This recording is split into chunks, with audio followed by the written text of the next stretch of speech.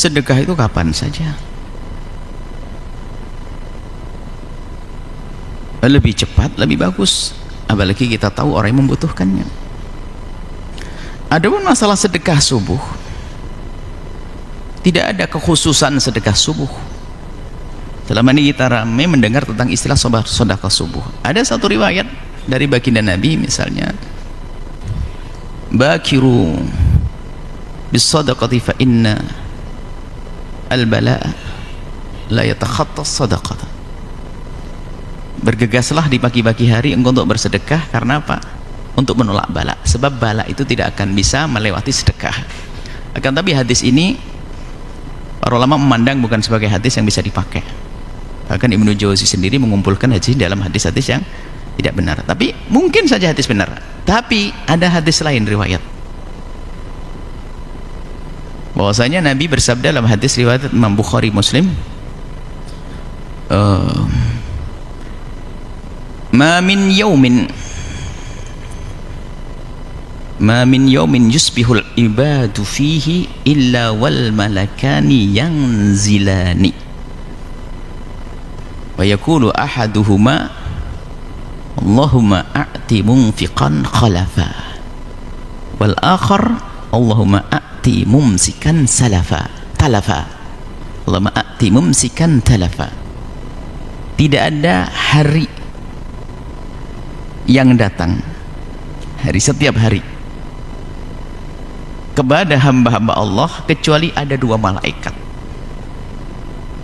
turun, dan malaikat itu turun mendoakan. Yang satu doanya begini, ya Allah, berikanlah kepada yang bersedekah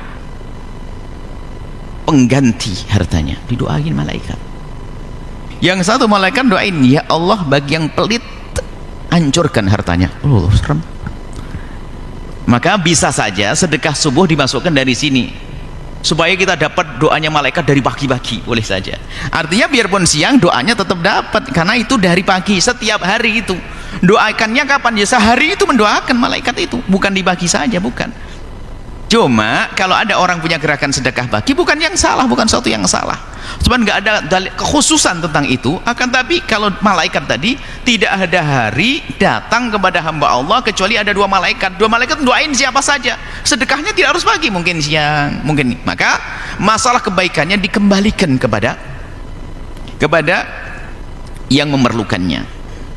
Jika di pagi hari Anda tidak bisa menjangkau orang yang sangat memerlukannya, tunggu siang hari, barangkali siang hari ada orang yang sangat memerlukannya.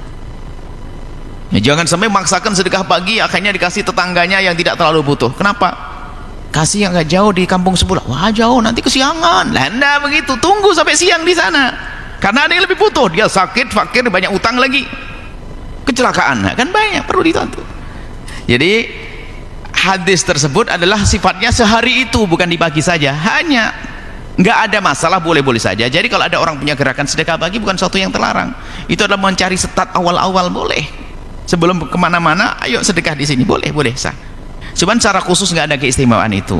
Jadi kalau Anda tidak bisa sedekah pagi, misalnya gara-gara habis maghrib dapat duit, ini kan kacau gara-gara salah paham. Habis maghrib dapat duit, kemudian apa?